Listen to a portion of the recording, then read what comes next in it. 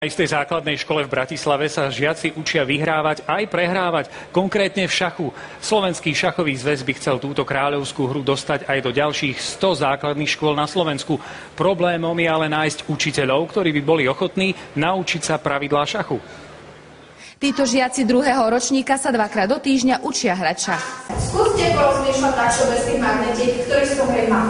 S pravidlami šachovej hry sa zoznamujú už ako predškoláci. V prvom ročníku prešli CD-čkom Fritz a šachlík, čo bolo spojené aj s rozprávkami. Aby sa naučili, ako skáče koník, je to najzložitejší šachový ťah. Šach je na tejto škole povinný predmet v prvom až treťom ročníku. Nám to umožnila tá nešťastná kritizovaná reforma, ktorá priniesla jednu dobrú vec, že dala istý počet hodín, ktorý si škola môže obsadiť takým predmetom a takým obsahom, aký chce. Slovenský šachový zväz by chcel dosiahnuť, aby sa túto hru vyučovali žiaci na asi 100 základných školách na celom Slovensku.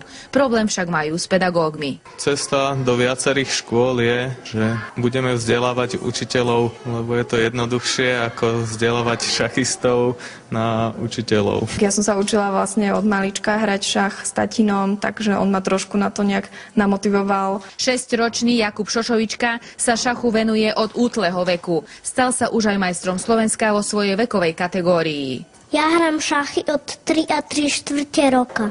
Páči sa mi, keď vyhrám partiu, keď dostanem cenu. Podľa pani riaditeľky vyučovanie šachu trénuje pamäť, napomáha rozvoju myslenia, ovplyvňuje osobnostné vlastnosti.